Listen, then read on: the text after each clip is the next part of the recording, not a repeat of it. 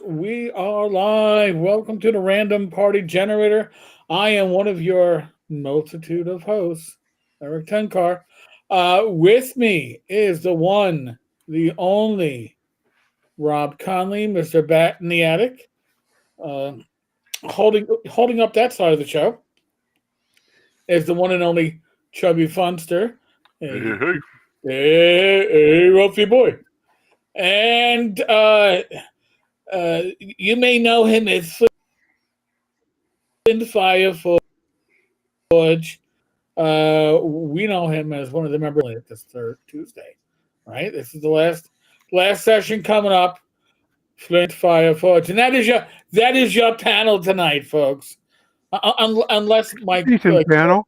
decides to join us, I don't know. We're random.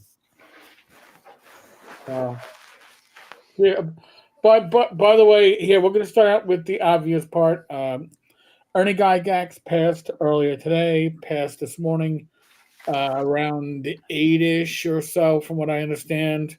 I am not going to pour out a little bit of my Rockstar because it will go over my keyboard or my floor. Um, Ernie was suffering from heart failure and kidney failure at the time of his death. I don't know what actually was the cause of his death. I'm assuming it's a combination of both. But it was apparent last night that Ernie was going to be passing. Luke got a late night flight out from the West Coast, and the family gathered as soon as they were able to. Um, Here, I'll make a very simple statement on it. Nobody leads a perfect life. Ernie certainly did not. Ernie was very open about his past and about his past struggles with addiction. Um, uh, some of his choices later in life were probably not necessarily the best, but his wife Donna was probably the biggest blessing in his life in all his years. So our thoughts go out to her and the rest of the Guy Gax family. It literally sucks. I mean, anybody our age that passes is passing too early. Just my opinion. Some people might say, "Well, we've stuck around too long," but we're already losing the old timers. We're like a half a generation behind them, or a generation behind them, and losing members of this generation is just way too early. So How old uh, was he again? I think he was around 59, 60. I know he's the oldest child of Gary. Luke was one of the young. Well, I guess Luke was the youngest from the first batch of kids, and then Alex came with the second marriage. So Ernie is the junior in the family. Gary Gygax, his full name was Ernest Gary Gygax. He was the senior.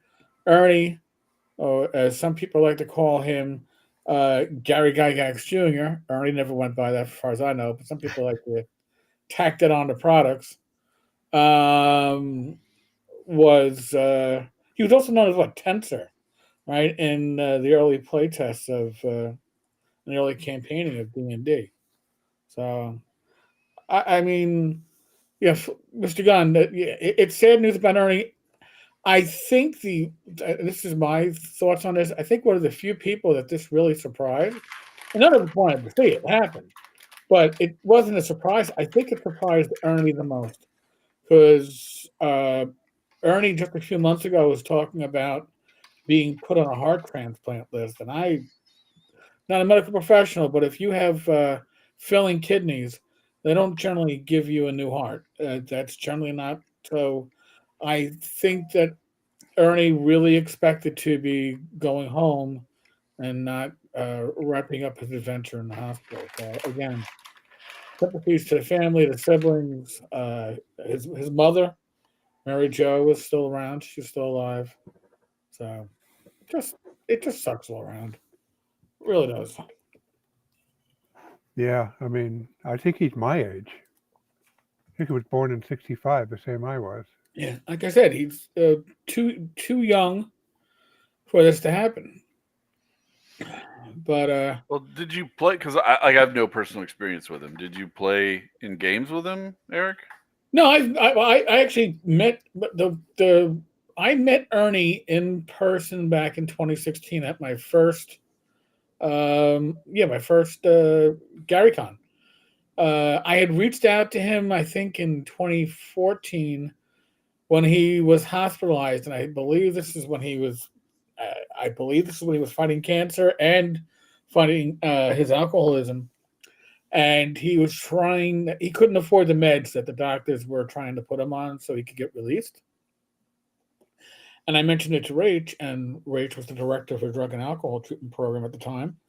So she found some alternative medications that had similar efficacy, but were probably going to be under his insurance, and they were. So in 2016, when I met him face to face, he thanked us, thanked me because Rach wasn't there. Thanked for the help in getting the medications in order, and then showed me that the monies for the memorial tomb, which was already long in the tooth at that time, were still in a bank account. They were still there. And at the same time, he was telling me stories about how he was doing cocaine with his father, and as a youth in his 20s, selling drugs in Lake Geneva. He was very open about his past. Ernie was not a closed book. He was an open book. In a lot of ways, he seemed like to me like he was a bit of a Peter Pan personality.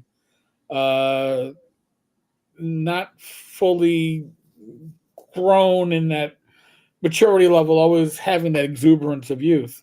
So I think that if you talk to people that really knew him well, I think they'll probably say something similar about his personality. That Ernie always had some exuberance, always had some joy about him, and yeah, some of that requires a little denial of reality. Yeah, we're already doing it. This is when I guess what's her name, the one that came in and was pushing Gary out. Name escapes me at the moment. Lorraine Williams. Oh, thank you, Lorraine Williams. When Lorraine was pushing him out. She initially pushed him out to the West Coast to take care of the D&D cartoon, and whatever the film industry was going to be. And Gary rented a mansion, and according to Ernie, they were partying with West Coast elites, including drug dealers from Mexico and quasi Hollywood stars and stuff, until the money ran out. Let's just So be honest. They were just testing harlot tables I and know. other random generation. I mean, it looks bad on the police reports, but it's fine. Just don't worry about it, man. It's no problem. It Yeah, was completely random. I Market rolled a 6 and research. it said do coke. That's what it said. So I mean, listen, these are the stories I got from Ernie. I would assume he had no reason to embellish because, in my opinion, it wasn't making him look any better. You're not impressing a recently retired cop telling him that, hey, I used to sell drugs in Lake Geneva. That's not going to impress me. But it was Ernie being truthful, and that's one thing that he probably maybe had too much of was his ability to, uh, I guess, be self-deprecating and just not really be concerned about talking about his history. So yeah, listen. When I was talking with Ernie that time, my funny story was guy. I recognized him from the vending room because I was working the vending room. He was some vendor for some company. Couldn't tell you who it was, but he comes up. He's talking to Ernie in really bad code. Like the bad code in college. And it's like, hey, Ernie, you got a bud for a bud? And so right, and I'm like, because if I can get if you had a bud for a bud, I think I can get laid, but she really wants a bud. And Ernie's like, we're at the Grand Geneva. No, I don't have anything on me. Oh man, Arnie, do you think you could get me some? Because I was like, and I'm like, my God. And that wasn't Ernie. That's just some random jackass who thinks that Ernie's gonna hook them up with marijuana so they can get their ass laid. And that was back in 2016.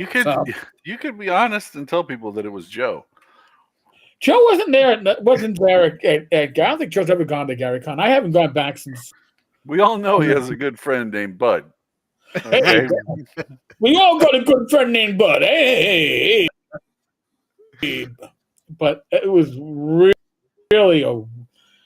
it's like, I mean, dude, wait till the conversation's over and then try to see if Ernie's got an illicit substance on him. Don't, I'll talk in code because this random white guy that Ernie's talking to down a hallway away from everybody else will never understand that I'm asking if Ernie has any marijuana to sell me so I can get some lady to hop into bed with me. See, the fact that you realize that could have been a risky conversation is why you are not a member of the criminal class. But this guy is he probably got caught doing something else. Who knows if he's stupid enough to hit people in public like that? Yeah. I just like. Oh, Mr. Gunn, Joe. I know he will disagree with my characterization, but Joe has entered his artsy phase where he has begun expanding his own content creation on his YouTube channel. He's been refining his craft carefully after years of me badgering the shit out of him in order to write stuff that I don't knew he take had. credit. Oh, no.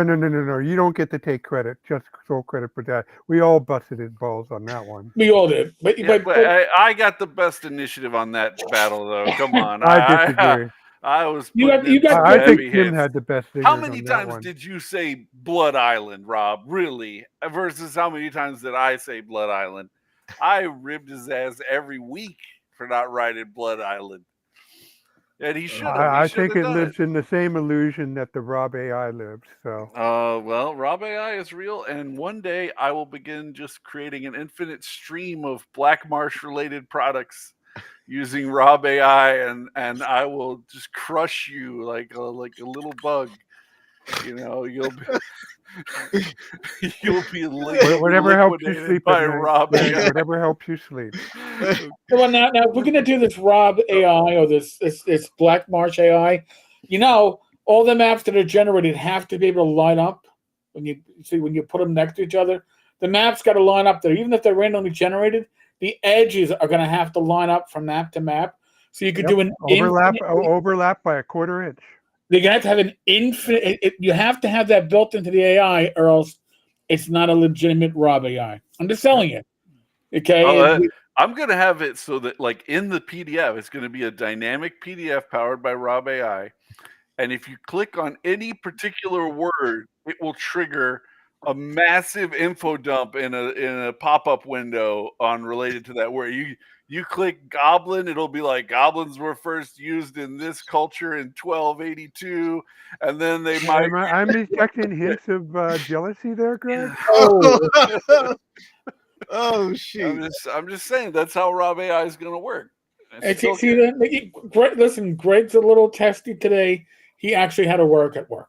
Okay, that's what it comes up to. Shouldn't this be Robopedia? Oh, Robopedia.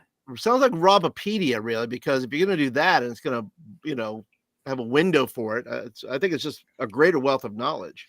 Well, it's not going to include, whole subjects are going to be missing. It's all going to be mechanics, engineering, astronomy, history, metallurgy. All kinds of very highly specific topics. Hold on. What doesn't it include then? You're being a little contradictory there. Social sciences, psychology, law. There's a variety of subjects that fall outside of Rob AI's purview. Tim in the comments. Yeah, Tim's too afraid to come on and brush soldiers with a. Let's not get too deep into. I don't want to give away trade secrets here, Rob. And reveal too much about how I'm designing it. I don't care. I'm the one who open sources everything. So Oh, damn. Yeah, that's going to be super Robbie. All right. Yeah, that's Yeah. right. Oh, the one. But the yeah, wonky to me. finish what I was since so he brought it up, so can we seg into my current progress on the? oh, of course, Majestic Rob Fantasy? AI always segues. Yeah, yeah. Okay, so I am pretty close to getting finished, but I'm gonna have to wait after the 2 big Kickstarters that are coming up. Apparently, in a couple weeks, Troll Lords is going to have theirs, and then there's going to be Shadow Dark big Shadow Dark setting Kickstarter. So I'm looking at late April. But as part of it is I'm going to do a lot of the illustrations of it with my maps, and I've started that process here. So giving a little overview of the regions, and I have these maps summarizing what's in the different regions, showing the Ruralson, the different city-states of the Ruralsons, and some of the cult stuff around there. Black Marsh, many of you are familiar with that already. Then Southland, that's been added in. Vasa, this is the conquered province of Vikings, a map showing where the Vikings came from. Northport, this is a brand new region. And finally for tonight, that's it. Guess I didn't dump in the Gray Sea one, which I'll take care of that right now.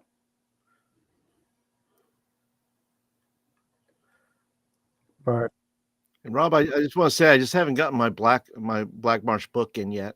I just want to, if you know anybody, if you haven't got it yet, make a phone call. How long ago did you order it? Because that was the one that got you over the hump. Oh, I was 2 thinking, weeks. okay, this will be expedited. Yeah, that's not surprising as to be. I've ordered my restock for the upcoming Gary Con for the Black Blades guy, and yeah, mine hasn't shipped either. So I hope it gets there in time, because Gary Con's what, the end of March? That's probably if you're going to go to GaryCon this year, you can damn well be sure it's going to be an Ernie Requiem. It's going to be March 20th through the 23rd. Yep. Yeah. So, and Rory, it's not Bud Light. It's actually Rockstar. Theoretically, it's an energy drink. I don't know how much energy it gives me. I don't know. It tastes nice. Well, it says recovery on it, doesn't it? Hey, it says recovery. Yes, it does. Zinc, biotin, magnesium, but it has caffeine. It has contains a whole 3% juice. Wow, 3%. 3%. That's heady right there. So how many ounces is it? 16 ounces? I believe this is 16 ounces. So it has approximately half an ounce of juice in it. Whoa, folks, that's going to get you going, man. I know it gets me going. So, Greg, what do you have going on?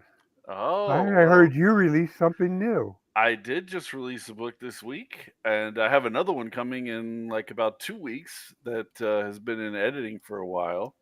The one I dropped this week is called the GM Companion, and like the Player Companion, it takes the base stuff that's in Shadow Dark and just builds it out to a larger size. 'Cause she had to cut a ton of stuff, I'm sure, to make it fit. Even as tight as Shadow Dark is, it's a big, heady tome when you see it printed out in A5. And so I take a lot of the charts and tables and stuff that she only maybe had a D6 table for, and I build it out to a D10, D12, D20 in some cases. build out tables to act as an alternative to her tables. So, like, we can pick a fun one here, just to show what it is. So these are. I'm gonna pull up the Shadow Dark one first so you can see what it looks like. Um, Here's the product that Greg is talking about. I like the artwork. That's actually pretty damn cool. It's normally $10 in PDF, on sale for $8. yeah, I mark everything down Look by at a little that. bit when I first launch it. Yeah, the Um, GM sale, by the way, is going to be in the first week of March. Yep. So if we look here, Eric, I've shared this. This is the Shadow Dark table for rival crawlers. She has a table in here that's a D20 table for the party name and what they're known for, and then she has a D4 with a lawful, neutral, and a chaotic column for the tactics of a party, right? And Eric, did it switch over right? I'm not looking. What I am bigoted for you. Yeah, we see your screen. You get a full screen here. Yeah. Okay. So this is my alternative for party names for a rival crawler party, and so all of these are different from everything that she has. So if you're getting to the point where you've made a bunch of parties using the old table, you can switch over to my table and replace it. And then I have a D6 table for signature tactics. It's larger. I have different party secrets, all that kind of stuff. So it's the same format of the tables and design that she's had, but built out with a lot more options, right? Nice. So go back to, this is a original Shadow Dark, and you go to, let's say, hazards, and she has a table of hazards for any place. You know, it could be anywhere. And so some of them, like, you might roll quicksand, and if you're in an environment where that doesn't make sense, might not be so great, right? So in mine, if we go back to, see, I have hazards by terrain, right? So Okay. you can have Arctic hazards, coastal hazards, desert hazards for every single terrain. So it's always going to fit whatever the flow is. The same for, I added more district stuff for building out cities. I added more shops. I added more tavern stuff. Is all new menu items for taverns, all new drinks for taverns. I added a new dice game to play. This is I didn't invent it. It's an old dice game, but it's popular in the Kingdom Come Deliverance role playing game, PC video game. That's on console too. But you play it in the game as like a mini game, and a lot of people really like it. So just added a whole bunch of stuff for you to do. This I also put 3 alternatives to carousing in here. People really love the carousing in Shadow Dark, so I made a religious form of carousing called Acts of Devotion, where you can maybe, if you put in enough money, end up with a temple plaza for your deity. And then combat training one where it's focused on like a fighter type class orientation, and you can end up building a keep if you're putting in enough money. And then magical study, where you could possibly be founding a university with all this money that you're pouring into these events. So it's a way to build out, like I said, it adds to the game that's already there, right? You can Right. you can use, adding new types of rooms to use in her random dungeon generation system. Changes, things that will make it to get even more use out of the base Shadow Dark system. And you are number 2 in the OSR hot list on Drive-Thru RPG. Yeah, Beating AKS2, Judge's Journal, and Worlds Without Number. All right.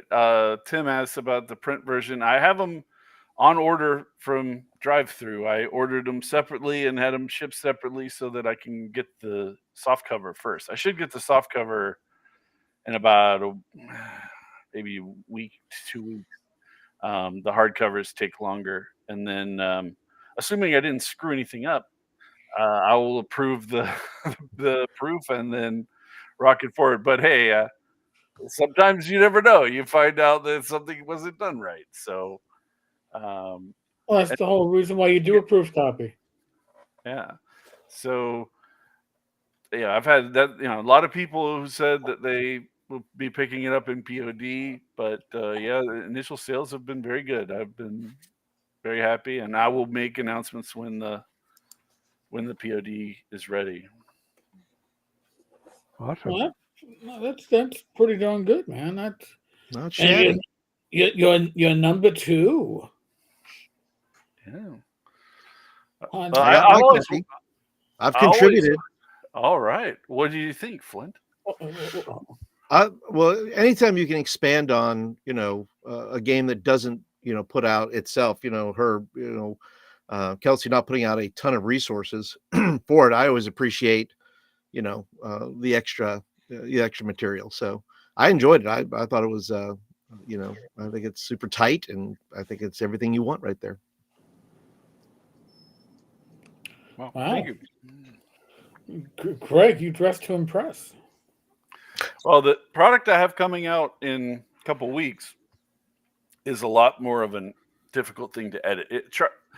People who don't put together these books, like making charts, is very easy to edit compared to narrative paragraphs where you're describing things. So I have a product that's with an editor. It's getting a lot of attention that it needs, but it is I think going to be, kind of sounds arrogant to say, but I think it's going to be innovative, groundbreaking design for running solo play with Shadow Dark. It has a icon system where when you go into a new hex, I keep telling you, as a Greg, you're solo never going to player, be Matt's best friend. I don't want to be. Well, you keep He just trying with keeps the solo following play me, stuff. Rob. He keeps following me. So I have it so that, like, you can totally run this as a regular campaign setting. The icons are just helpful organizing the information if you do it that way. But if you run it as a solo play, the icons serve as a way for you to know when you need to make a check or not, right? So if there's an icon for discovery, you have to make an intelligence check to read what it says where that icon is. So as a way of I don't know if anybody's done solo play, but you're your biggest enemy in terms of you've read something and you're like, well, I know that this thing is there. So the icons serve as a way of holding you back from yourself. It'd be like, well, I don't know this piece of information until I make this check. You roll the check, I failed it, so I'm gonna have to just act like I don't know it, even if I read what it says. And that doesn't sound like a big. That's a huge deal. Like, it's really hard to manage what you know in solo play. And so I have it set up so you can explore this really huge territory using the system. I'm really excited. Greg, to bring it I've not forward. done solo play, but is it any different in the sense of when you're playing? I mean, you have meta knowledge, right? You're playing a character, and there's things you know versus what your character knows. Is it any difference in that? Well, like here's the example. So this was I made a couple of videos. I have to put out the final video. I've been distracted for the past 2 weeks finishing up the GM's companion, but there's like a demo of me playing it on my YouTube channel, and in the first video, I'm kind of leaving the safe town and headed along the coast, and there's a place where you see oyster divers out there in the water.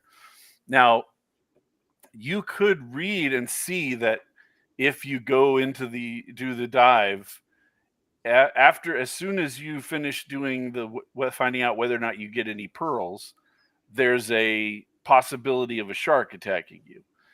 Now, you could look at that and go, okay, well, I'm not going to dive in. But that's really not that different from in real life of you looking out there and going, yeah, I'm not going to dive in there. But if you dive in there knowing, that or not, you still in order to see if a shark comes. And then once the shark comes, you're going to be in the same situation as if you knew beforehand. I mean, the shark's still attacking you. You're still in the water. So, I tried to make it so that it doesn't really matter if you read it. If you don't know, if you can't make the checks, it doesn't really help you. It doesn't help you to know that you're going to, if you fail the check, you fail the check. Yeah. Yeah. Fair enough. I mean, I'm dumb. I didn't even think I can pull it up right here. Duh.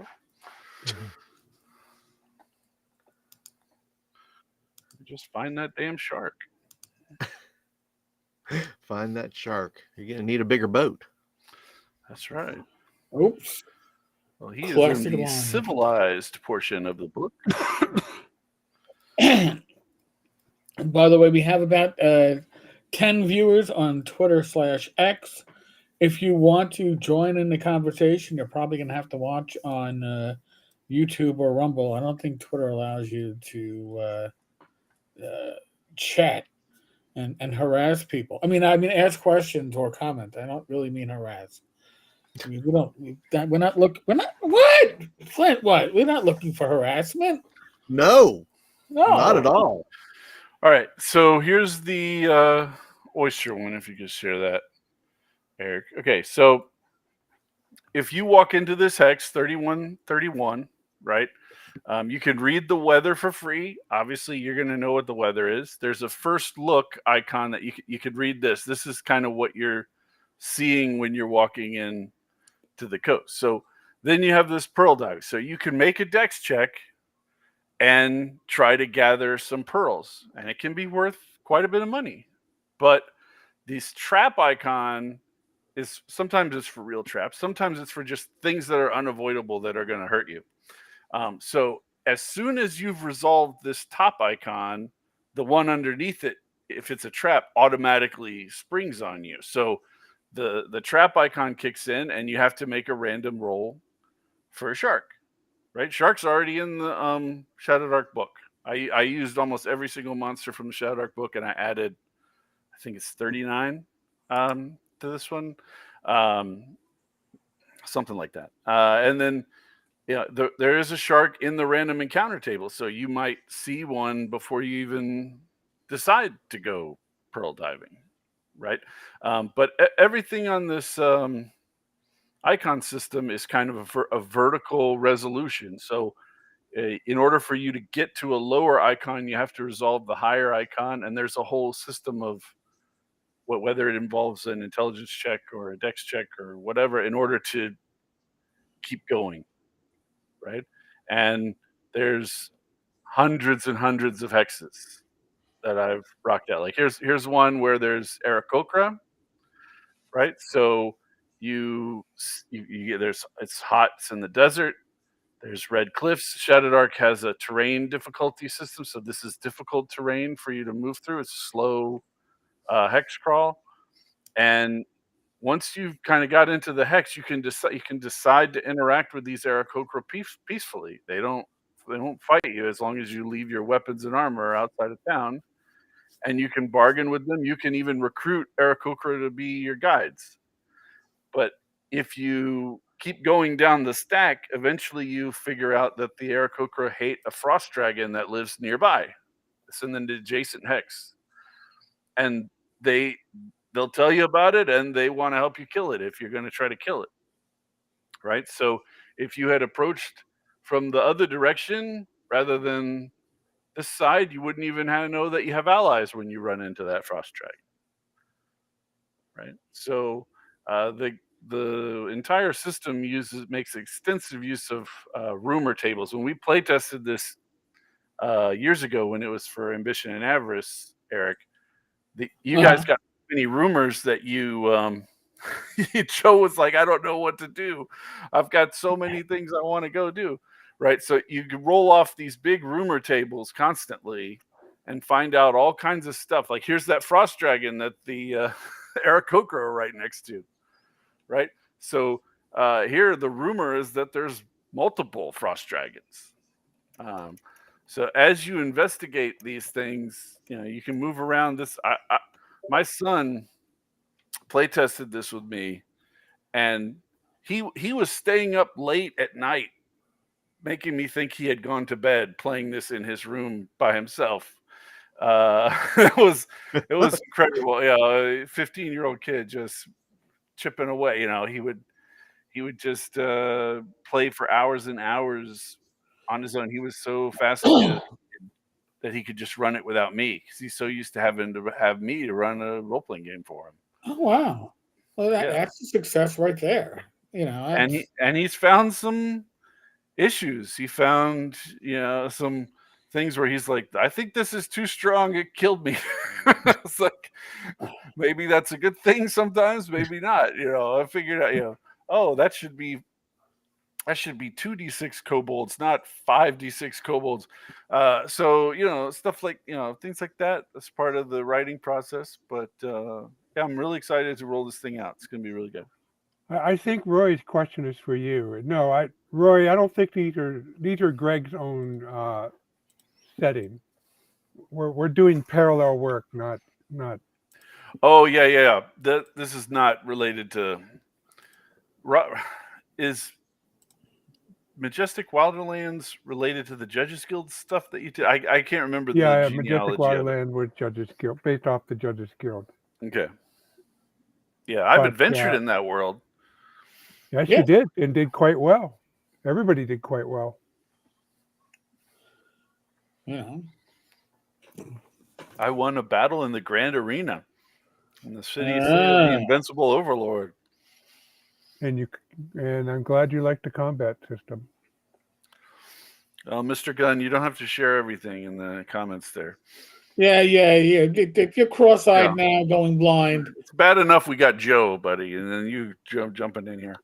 Well, yeah, if Greg goes in and comes in his son's room and goes, Dad, I'm playing. Don't come in here when I'm playing Shadow Dark. Gosh, privacy. Could you show my screen briefly? So, Roy, this is what my stuff is going to look like here. It's going to be just like Black Marsh. It's going to be, a bunch of description of terrain, and then a big long list of locales for the map. And it's going to, unlike Black Marsh, which is just one letter size map, it's going to be 4 12-inch by 18 maps, poster maps, that you'll be able to also get off of Drive-Thru RPG. So what I focus on is describing the world, and that's why I was showing those maps earlier, because a lot of these locations were interconnected with each other or have an impact on each other, and it helps to have a map that summarizes it. When I did the Wilderland stuff, 20 years ago now, people were saying, how can we figure out what these maps are about? And I made up these summary maps of the maps I did, and people really appreciated those. So I'm doing a similar thing. I mean, if you want to look at it, Greg does things more on a tactical scale often, and Rob is more strategic. So Rob is world building. Greg is usually location building. He drills down more. Both is great stuff. Both serves similar purposes, but it's the zoom in level, and I think that's the best way to compare it. Mike, your No Super Friends team up. I have no idea what the fuck you're talking about. Speak English, motherfucker. Speak English. Also, Roy, it's based. So the original Judges Guild Wilderland is very bare bones. I mean, they didn't even have a paragraph, a description of most of their stuff. It was just a single stat line, much like a Traveler World. And it will give you like population, the ruler name, what kind of the race of the people that lived there, and what kind of resources. And it was up to you to flesh it out. So all of us who used it back in the day, we all came out with our own different world. And some of it who were into world building like me, well, we got really into it, and I created a lot of original material for it. And before I got the Judges Guild license, I worked on, okay, how can I write about this for the then young OCR? So I came up with the world that Black Marsh is set in. And then I was lucky and I got the license. So that I got sidetracked from that project to actually work with Waterland stuff, came out with my Majestic Waterland. But now that the license is over, I'm back to working with my stuff. So that's my next project, going to be my next Kickstarter, is an expanded version of Black Marsh plus a little description of the world. So it's kind of related to my Waterland stuff, but it doesn't use any of the Judges Guild IP. It just uses the stuff I created, that Tim, that even recent games like Greg were participated in. Those are the stuff that feeds into the material that I'm currently writing. Mike, I don't know if they would really be the Wonder Twins. The Super Friends. They'd be more like the Wonder Twins. Shape of a water buffalo, form of a bucket of ice. I mean, it was always some stupid. It would be in the shape of a Ford. You see 3D6 water buffaloes stampeding through. Around it are a bunch of herders, and then we would seg into Greg's Ramden herder table. Yes, 48 types of herders. Yep. Oh Jesus! No, the two of them and Ginny is I don't want to picture that. I have an allergy to blue hair dye and green also. To be honest, I know who she is, but I don't know her creative work in detail, so I can't. Not sure where she would complement what me and Greg would do. Yeah, that's the only reason why is I just think video. And then I go into 2 Girls, 1 Cup, and it just goes south from there. So, I mean, that's just no. I went dark really quick, guys. I mean, 2 Girls, 1 Cup. I'm showing my age, man. That's the early internet. What can I tell you? You just ruined this. I remember that was like that was the early Rickroll. Hey, man, I sent you a link. You're at work. You're like, oh, jeez. I don't know. Hold on. Let me log into my email on my desk computer. I'm trying to get you fired. Why didn't you log in from work? I don't know. What time of day is it? Right? I know where I'm at. Yeah, dude. Come on, man. Oh, there's Joe.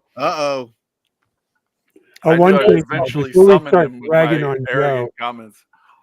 So John Miller, it was because of you I avoided a mistake in my latest draft for my Majestic Fantasy Realms. I was going to go the route of the stuff I laid out for the Waterland and have a chart for islands, ruins, and settlements.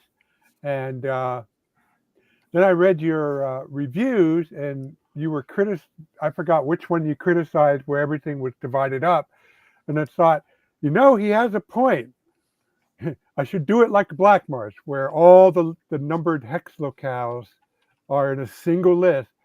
And because that way you can see what's next to each hex. And then the only thing that's in a separate list, because it's alphabetical order, not numbered hex, are the terrain, like the mountains, the swamps, and the rivers. Those are in alphabetical order. But so I appreciate you pointing that out in your review. And crisis averted. Yeah, crisis averted. Although it did take me 3 days of pre-sorting the whole thing. It's not Joe's private Substack that concerns me. It's a subscription channel that would not be written. It would be more of a video channel. We're not even going to mention what kind of fans that might need to have part of it. It would be artsy, at least. Like I said, It would be artsy. It would be artsy. He's That is entering for his sure. artsy phase. He's becoming a creator. And he's going to enchant everyone with his beautiful creations. No. You can enchant everybody with his flowing prose, And his evocative descriptions. Or his flowing hair. I well, mean, he can't use Blood Island because somebody else beat him to that name. It only took them 25 years to finally use the name he had picked out, but Bloody it's over. Island. Bloody Island. Bloody Island would work. Yeah, that could work. Blood-stained island. There you go. Crimson So, Island. Yeah, something else. Yeah. So last week, I was at TotalCon, and I'm not expecting this, but Friday night, I'm walking through the main floor, and I hear, and leaping over a dividing wall between the bar and the atrium is Joe. I mean, the guy's like an athlete now, like vaulting shit. I'm like, what the fuck? And I was like, oh yeah, I figured I'd come up here and just hang it. Total surprise. Didn't call me, didn't text me, didn't PM me. He's like, oh yeah, I'm just hanging out at the bar. So he just came up for the evening. Wasn't gaming, just socializing. And we're talking at the bar. Shortly thereafter, and Alan Hammock comes up, and Alan is old school TSR. Tower of Inverness, I believe, was one of his creations. And we're talking, and Joe's got his back. He's behind Joe and I, and Joe goes, I recognize this voice. I go, yeah, that's Joe the lawyer, because I've never seen his face before, but he recognized Joe's voice.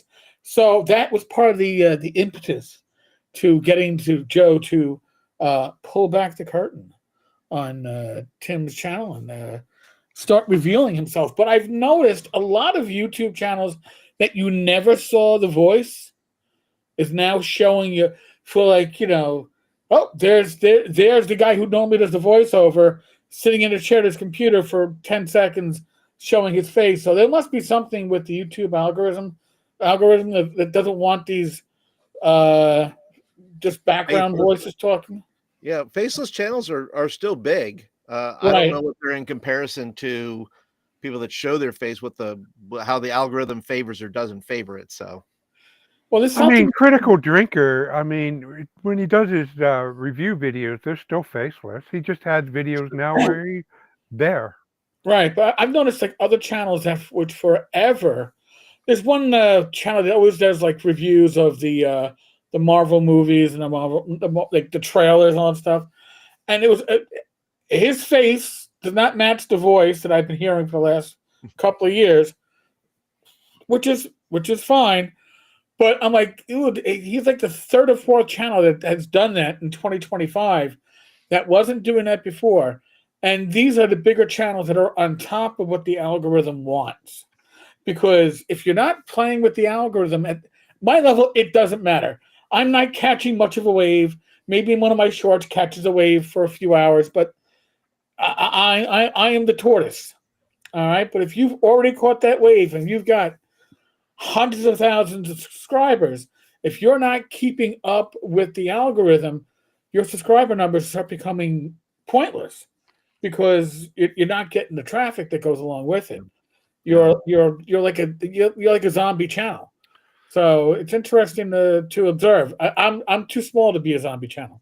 So as long as I produce, I'll get views. But yeah, the only video. Yeah, but you're gaming. Oh, sorry. Go on. I was going to say, just the only video that matters is your next one. That's all that really matters is, okay, so you made, 100 crappy videos. It's not going to matter. YouTube doesn't judge you on your catalog. It only judges you based on the next video you produce. Right. So whatever that is. Now, I'll say this: I started my D&D channel faceless to begin with because I didn't want to know.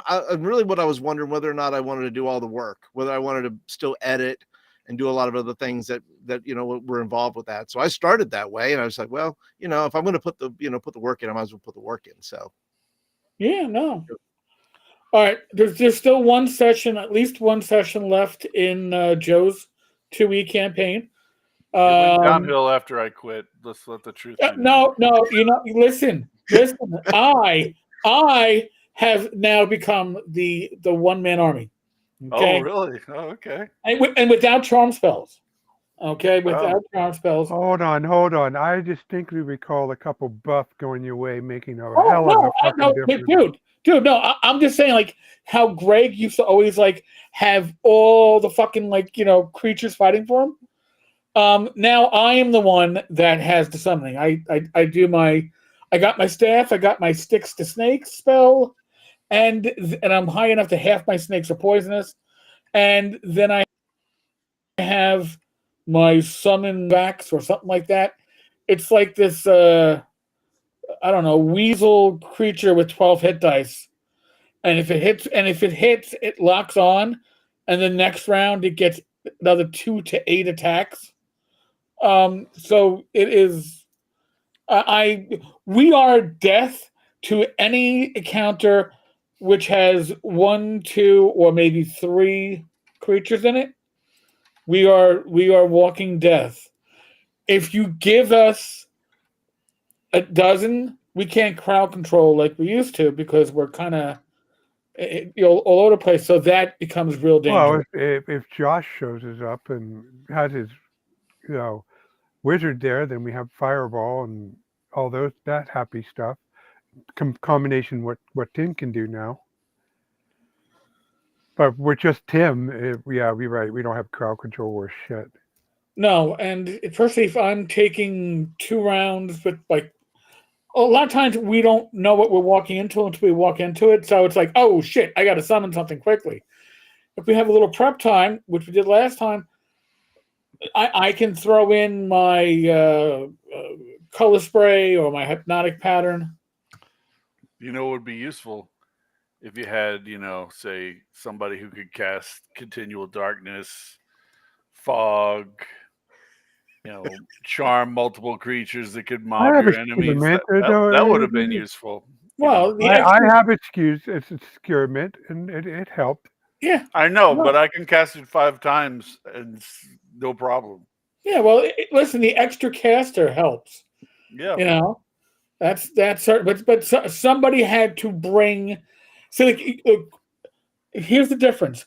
Greg had an army of numbers. He would come in and it'd be like, you're at the party, and then you've got, I don't know, what should we call it? The chum, ready to throw out and sacrifice. Hyenas, gnolls, dogs, goblins. My army is. Remember the old army commercials? An army of one. All right, summon the weasel. All right, I mean, the weasel killed like a 20 hit die giant that was trying to flee the scene. Just I killed it in the background. It's like, yeah, it's dead. It might have fled the area, but the weasel will just kill it. So, Pop goes the weasel.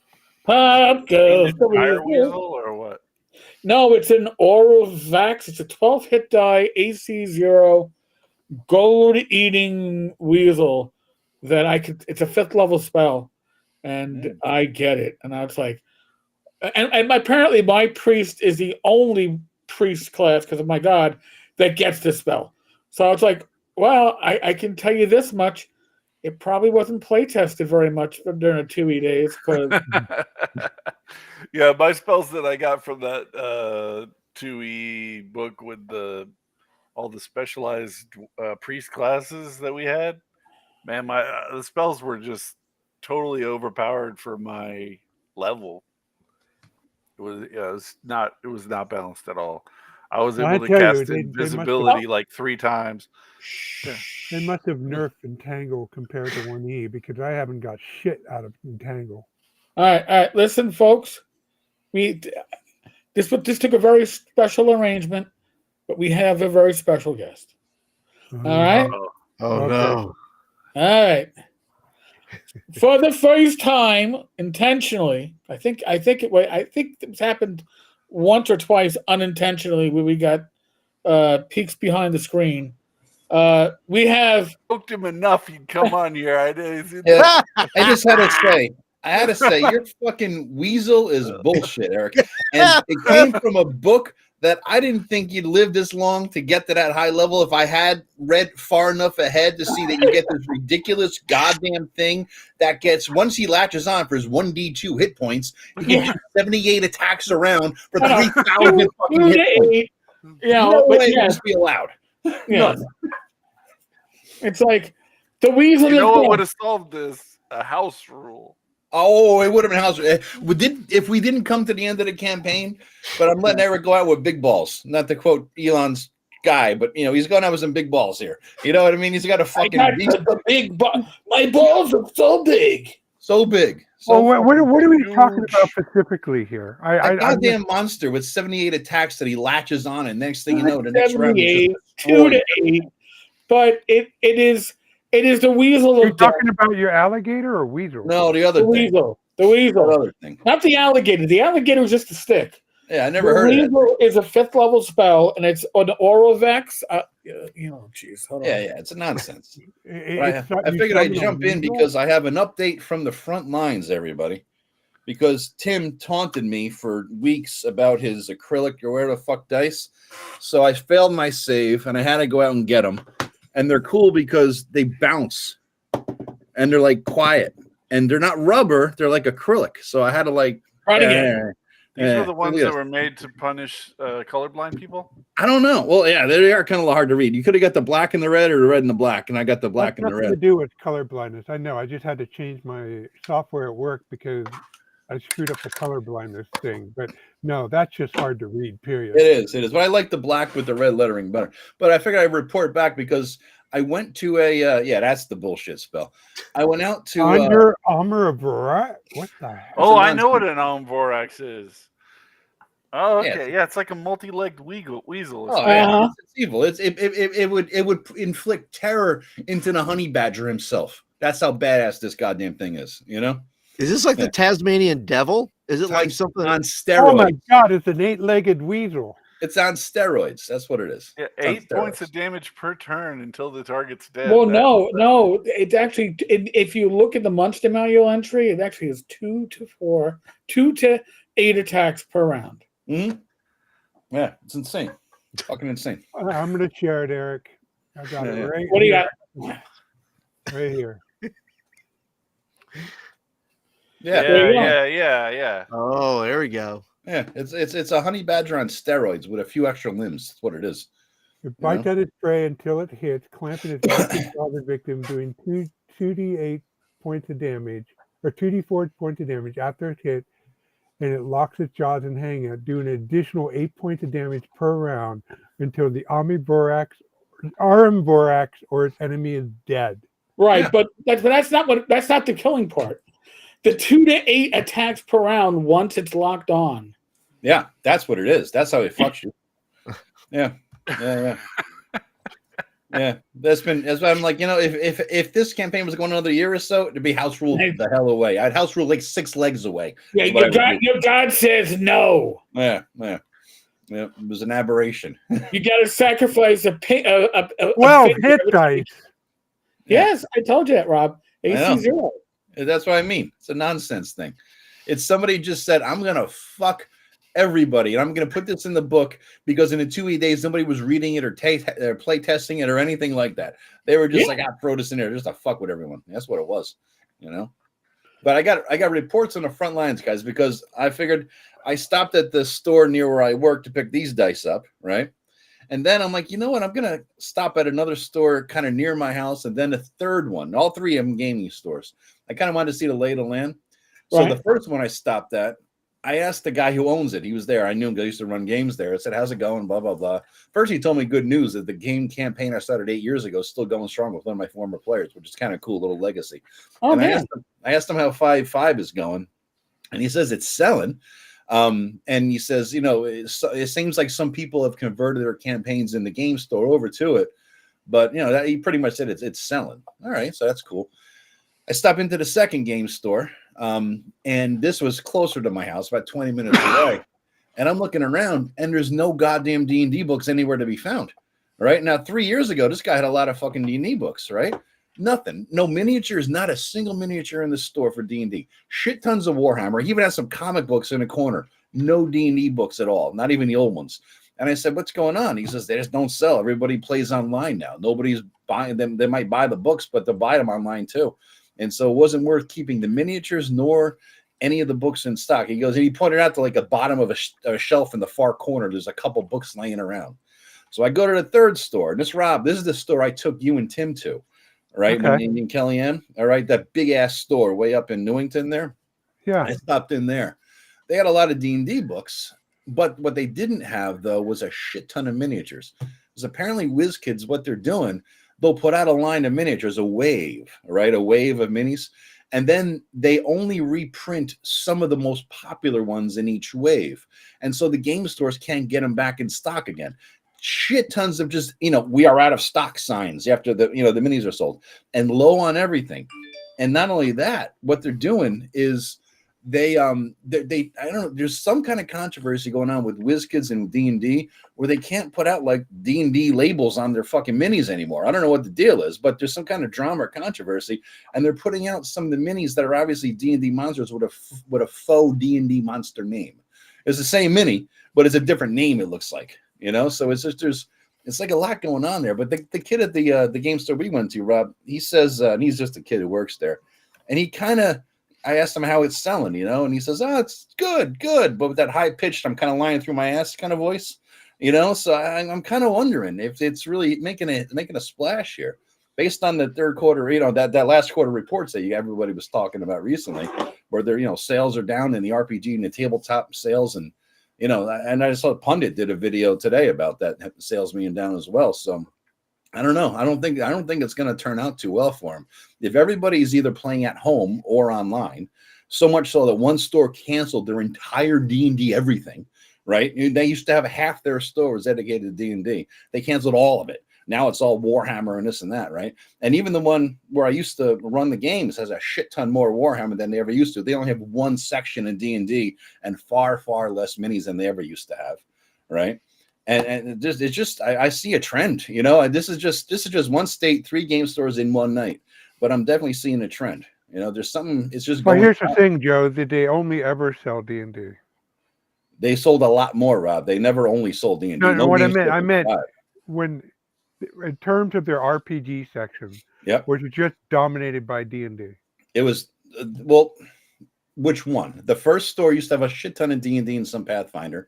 The one I used to run games at. Now they got far less D&D, more Warhammer. Warhammer seems to be making a resurgence based on what I've seen. The second store, the smaller one closer to me, shit tons of Warhammer. It was like entirely Warhammer based. While everybody at the table was playing Magic. They only had D&D books there? They didn't have nobody had only D&D, Rob. Nobody ever has only D&D, but they had a shit ton more. Now they got none. Right. What I meant was when it comes to, I wasn't specific. When they sold RPGs, was it all D&D? In other words, did they have Pathfinder? Yeah, they had Pathfinder. Did they have not Chaosium? They had D&D and Pathfinder. That's all they ever had. And now they have no RPGs at all in the second store.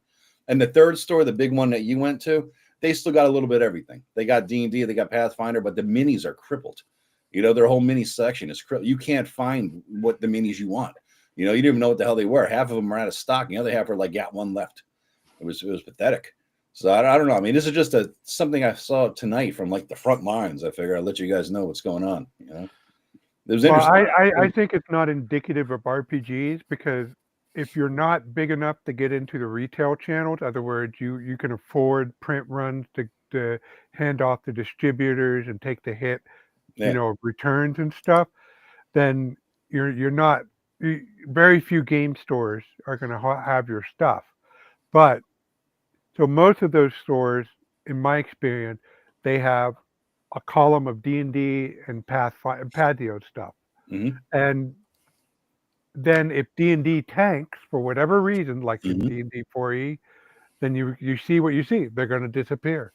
So it's more of a sign of I would say it's more of a sign of Wizards weakness than a sign that role playing is. I never said it was role playing. I'm just saying it was Wizards of the Coast is getting killed. I mean, if these shelves in the store was some indication, and the first store I went to, the one I used to run games at, I said, this VTT coming out, that ain't going to be good for you, man. He goes, I know. So they're worried. No, speaking of the VTT, Oh, here we go. Changing the topic. Oh no, I got some news with couldn't- that. Well, the open beta, right? It's like if you are signed up for D&D Beyond, you're part of the open But beta. before we now. get up, Like, before we you get onto know, that, what do you guys think of that? Before Rob completely shifts the subject. No, I didn't. Well, I I want to think you skip it can- later, but I do want to talk about what you encountered. Yeah, because The I have only- to dip out soon. Me and my brother are going to go for a beer in a minute, so I figured I'd jump in and drop this on you and then leave. What do you Yeah. think of that, though? You can only serve the customer a shit sandwich once. After that, they stop buying your shit sandwich. Yeah, it doesn't And really that's taste the, good, even with that's the ketchup. situation. Yeah. Like I'm not. In the words of the great statesman George W. Bush, "Fool me once, can't get fooled again." Yeah. Okay, I mean, that's just the way it is. Like I mean, if I go in and you give me a giant turd sandwich, I'm not going to be coming back to drop more cash on your product. That's just That's just the way it is. Yep. You can fool people one time. You can come out with a shit movie one time, and then people aren't going to come to see the shit sequel. That's just not. It's just not what's going to happen. Agreed. I think they burnt a lot of people with the OGL. I think their releasing of 3 books over fucking 12 months was retarded as hell. That was the stupidest decision Yep. they could have made. I not even at Christmas. You can't get the 3 books from a box set at Christmas. What the fuck? And but it's all about. and when I went to Yeah. Barnes and Nobles yesterday, Yeah. and when I looked at their D&D stock, it was yes. They were. I didn't see any player's handbook. They were out of player's handbook. But they had the monster manual, the 2024 monster manual, and the DMG. But the rest of it was obviously the aging stock Yeah. thing. Yeah. It's the thing that you keep seeing there over and over again. Exactly. And you're right, Greg, about serving shit sandwich. You're not going to get repeat customers or anything. Mhm. But it's worse than that. They're not, because they're not having regular releases. Their stock is aging in these big box stores, and that's gonna hurt them. Well, it's not only their stock is aging; their earnings are dipping. So the reason why they spread out the release was to get it over 3 quarters. They were hoping that it would show a nice little bump, and it hasn't. It hasn't done it, and that is kind of defeating the purpose for the whole thing. They had the golden opportunity with the 50th anniversary, and they fucked it up.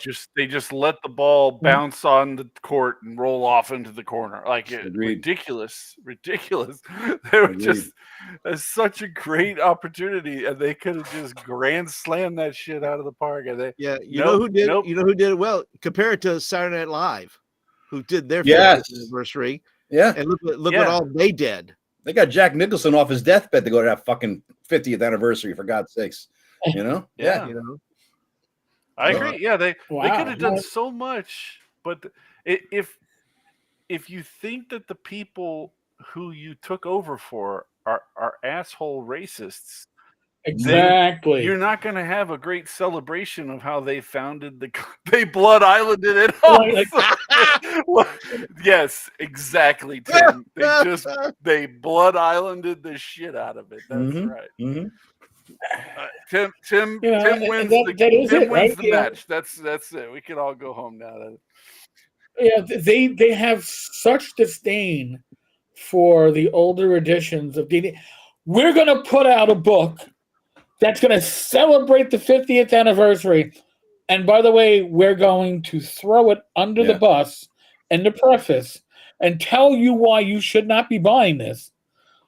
But, if we would have removed all of this stuff that we don't like right now. It makes us feel uncomfortable because times when you have that in the preface of your anniversary book, that's then you don't understand the market. They are the shittiest caretakers of the hobby ever, because they don't know or think or care about the hobby. They care about the IP, and making money and monetizing IP. They have no concept of the hobby. Yep. You know, I was listening to the Mike Merles. Actually, I hate the douche who interviewed him. What's his face with the tiny fucking hands, which we all know what that means. He had like an hour-long interview with Mike Merles this week. Was it Ghosting Beast? Yeah, that douche. Yeah. So it was a good interview though. It was a good fucking interview because Merles, he just, to his credit, he just let Merles talk, which was good because every time the other guy talks, he's an asshole. But he let Merles talk, and he got a lot of information. And Merles is pretty much saying, I think, that essentially that there's nobody in charge anymore like there used to be. Like the marketing department is also doing double duty for the marketing for some other bullshit. You know, everybody is doing double or triple duty. So there's nobody focused on D&D per se. All the duties around it are just spread all out around the place, you know? And so essentially there's nobody exercising any vision, none whatsoever. So nobody has any idea what the hell to do. Well, it's like a prison cook that doesn't have to eat the food that they make. they don't care what's in it, doesn't care what it tastes They packed like. a lunch. Well, I've been Because they're saying not for a eating while it. when They're not the wizard bitching got too much for me, I said, look, dude, we got to stop focusing on what they don't do, focusing on what we can do, and because we have all the IP that we need to make the D&D we want, and not only that, we have the benefit of being able to make multiple D&Ds out there. All you just need to put the time and effort, and hopefully you're listening to your audience when you make your D&D.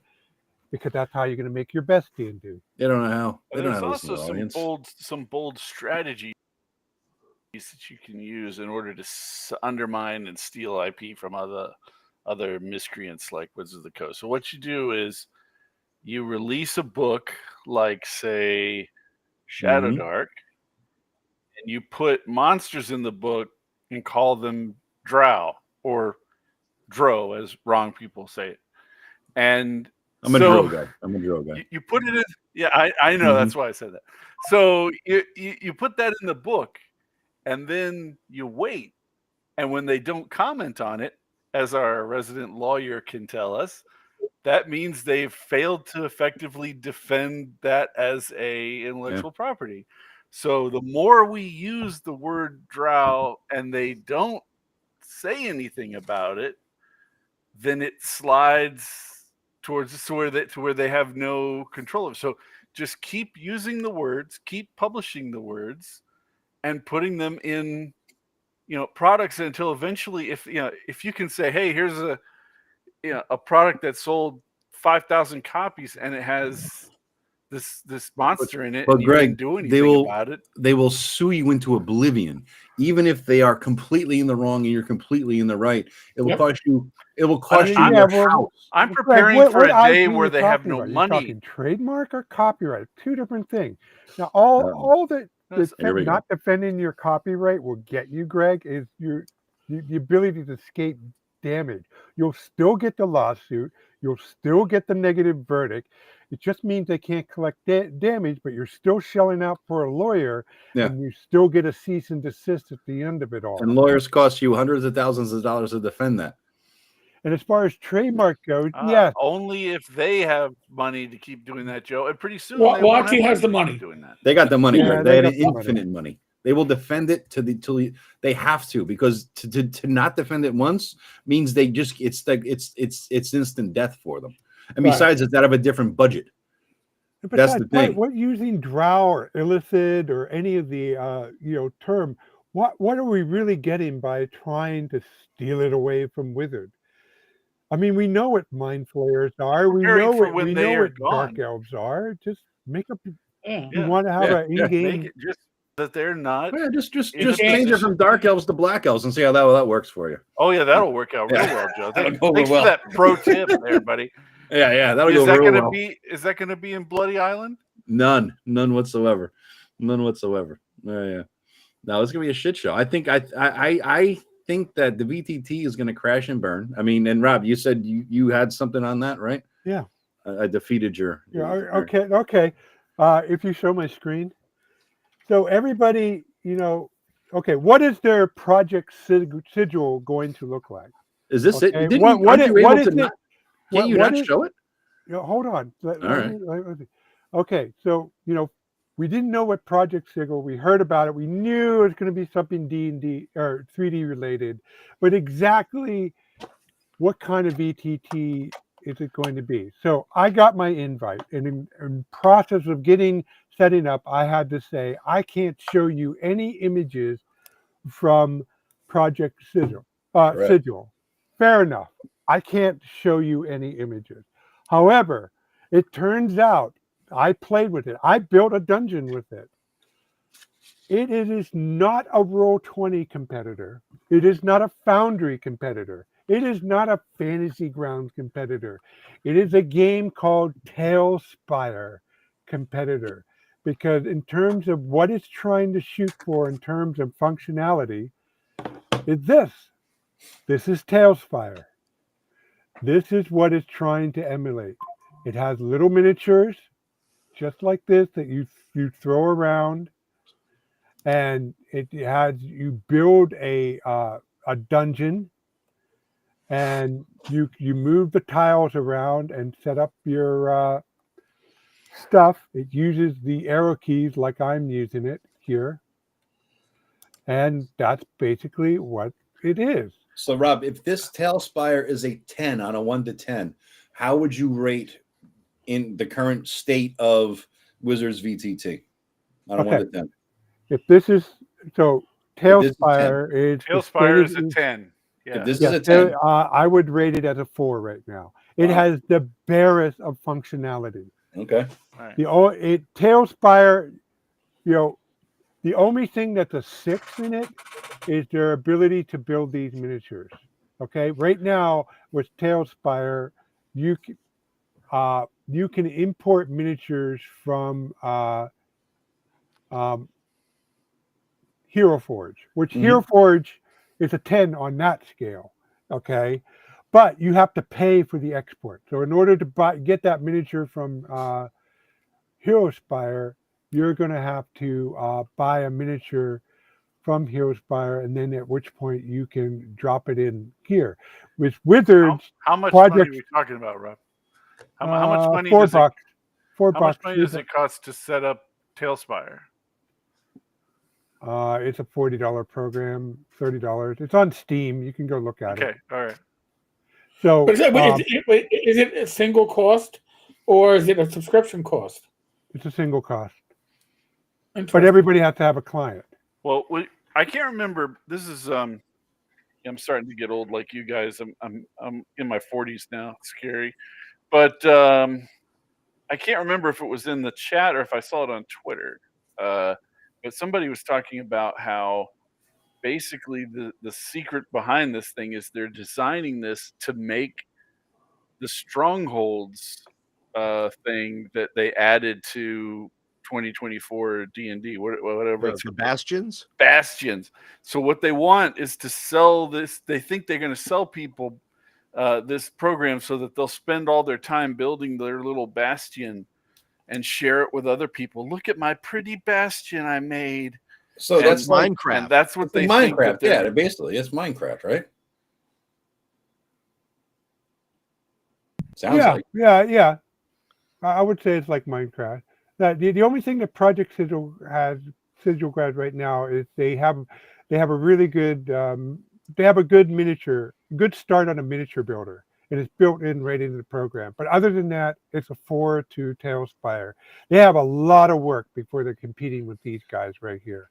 And they lost all momentum from the book sales to merge right into the VTT, right? So that's dead, And speaking of books, I looked in at the books in the first books, the first RPG store, the one I used to run games at, and like Greg was saying, I think, or Rob was saying, most of those books they had on the shelves were like they've been there for a long time. Like they still had the Mines of Phandelver box set for that's original sticker on it from X years ago.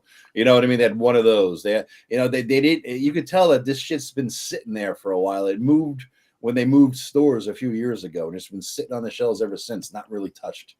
You know, so yeah, it's a disaster. I think, you know, they lost all momentum, they lost all the goodwill with the OGL. And by the way, somebody mentioned Kyle, that asshole Kyle's name. He's also the one who he's no longer there. He's the one who promised us we're going to get the 3.5 OGL or 3.0 OGL, right? Yep. It released in a Creative Commons, just like the 5e one. That didn't happen. And whoever was there to remember that is gone as well, right? So everybody's like rats jumping this sinking shit before it goes down. They're levered. Let me interrupt you. So this is a miniature right here. I paid for an export. I know that guy. Yeah, you do. I know that guy. Yeah. So didn't he die? He kissed a naiad. Yeah, he did. You can laugh it up, Fuzzball. Laugh it up. Anyway, this is what. So you can make a pretty nice miniature in Hero Forge and import it in. But other than that, you know, what you're seeing here is who Withered is competing against, whether they want to or not. The only thing that Withered's going to have as an advantage is the ability to import directly from D&D Beyond. And even that is in a rudimentary form right now. Wow, look at what Lord Mateus said. Last year at my local game store's free RPG, they were giving away Radiant Citadel. We spent money on something else. Jesus Christ, Well, it Radiant sucks so bad they Citadel were giving is it away. special. It's special. See, which one was that one? That's the one where they imagined how you could create an authoritarian, totalitarian, communist state using mind detection magic. So they created this place where all of the guards walk around and do like thought detection constantly and catch everyone for wrong think. Are you serious? They were like, yes, and they were like, this is what people want in their D&D module. And they released this shit. I'm serious. There's the guy Diversity and Dragons did a thing where he did like a flip through of it and talked about all this shit like that's in there. It's basically like the Stasi's wet dream of how you can run. Jesus Christ. Stalin was an NPC. It's like the KGB is like, we have learned a lot reading this book. But one that link that is the link to the digital version of the Greyhawk map I created. It's based off the Darlene map. So that's to answer his comment scrolled away. Somebody asked about whether the printable. Oh, not T. Yeah, not T is yeah, Zach. I work with Zach Henderson. He created a bitmap version of the Greyhawk map, and I focused on the digital version. Mine, and I have known two people who have done this so far. You could literally expand it to encompass a banner, you know, a tablecloth version of Greyhawk. So mine has infinite zoom in and out if you want to print it really big. Also, mine has layers. You can turn off layers, get a black and white version of Greyhawk map if you want. Yep, and if you're looking at Rob's map, in your mind, the Radiant Citadel police are there as well with you the whole time.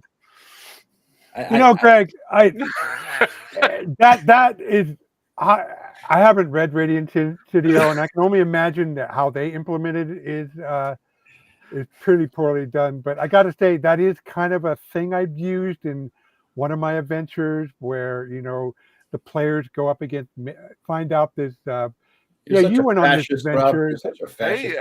They did soul jar. They were soul jarring their spirits. I think you can do great things with reading minds. I mean, I think it's a value. I played in a Traveler game where there was this little kid who was reading minds, and I didn't know it. And I turned to the party and I was like, I think we're gonna have to kill this kid. and the GM was like, he realized, the kid realizes that that's what you're thinking about. And I was like, well, it's too late for caution now. I just blew that kid away, man. I was like, I can't let this kid. This kid is big problem for Greg. So I just wiped him off. Oh, I got something to show you guys. Eric, if you could zoom me in for a second. Yeah. I think I showed you the other day. Wait for him to sit back this down. Is zoom in when he's. This is, remember the other, I don't know, about a month ago or so, people do super chats in, channels and this and that. Mm-hmm. And one of Paul's fans accidentally fucked up and super chatted some money to him. And so taking Tim's advice, I have framed that $5 bill, and I spent $8 on the frame and $5 on the bill. I can't ever spend now because I've defaced, U.S. currency. So I'm probably a federal criminal now. But yes, I now have Paul's money, which will always be prominently displayed right back here behind me for every show that I do with Paul. There you go. So yes, There you go. $5. Okay. There it is. Not a bad frame either. $8, but it's not bad. A little magnetic and this and that. But it comes out. You can hang it on the wall. So there it is, Paul. There's your $5. So There if you you, go. if you ever come up and visit us for ShireCon, I'll give it to you. Will you give it to me? Okay. I will give you the $5. Yeah. No, I want to live in Sorry, infamy Paul. on your channel. I think I'm just going to leave it there. My shelf of shit. That's So, right. Joe, I'm not a rocket scientist, but wouldn't it have been possible to put the dollar bill in the frame and then write on the frame? I was thinking that too, man. Yeah, but it would smear off. I mean, I hate it would it's plastic. okay. I'm just Yeah. saying you could have avoided federal charges. Yeah, if that's just true. Written That's true. on the glass. Perhaps. Joe was just testing it for making Yeah. sure it was an authentic bill. Yeah. Oh, It's- yeah. And I just happened to write his name while testing. That's all. Yeah. Yeah. You so gotta I be have- cool.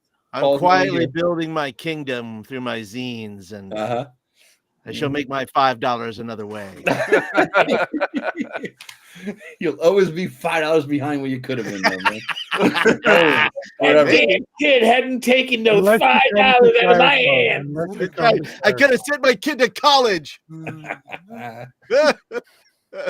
Damn it! Now I can't get myself the smallest Starbucks on the shelf. Yeah, maybe. Well, maybe I do. with that. To maybe. tie this back into your question earlier, Joe, I Mhm. do think the reason why they're having these production distribution failures for Wizards of the Coast, for Pathfinder, for everybody, is because we're moving from a day when there was a recording label to a day where anybody can put out their music on YouTube Yeah. for free, right? Yeah. And so the production, you don't need these people to produce your book anymore. You can do whatever the fuck you want without them. And Thank the you, Greg. more I've been we saying do- that for years. Yeah, But we I didn't have wasn't- the I'm not. I haven't been Big opposed capability. this whole time, Rob.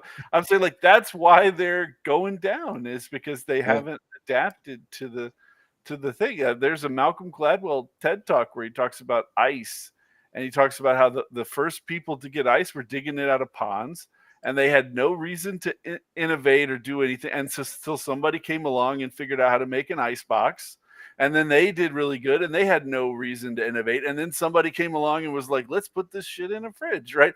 And like every stage, the people who were successful had no reason to innovate, no reason to move forward, and that's what's happened. Wizards of the Coast is making telegraphs and digging ice out of ponds, and we're moving the forward without them. And to be honest, we could have been doing this for the last 20 years, ever since the OGL license, but only now has the capability hit such a point that literally anybody can do it. A half a retard can actually publish a goddamn game book now without too much of a problem. That's actually I mean, it's true. Actually, Look at we the truth, we you have know? the capability. So- We have the capability starting around 2018. The final piece of the puzzle was the Kickstarter, the crowdfunding. Agreed. Yeah. Agreed. And That's and when it really hit. It is accelerated. Yep. It started ramping up even more than Mhm. Print on demand and PDF distribution got our foot in the door. But Yes. the Kickstarter is allowed with people like Kelsey and her team to get $1 million for their work. And don't forget about drive-through. But see, we Drive-through was huge. You know, we that fall that- into this was apex big. fallacy a lot by focusing on people like Kelsey. No shade to her at all, but we don't need a handful of mega people. A regular person can make a reasonable amount of money, not a fortune, a reasonable amount of money doing it, more money than they could have Yep. go with a publisher. Just like Yep. how many authors, like fiction authors, have figured out that if they get $4 a book instead of 3 cents a book, they have Yeah. to sell.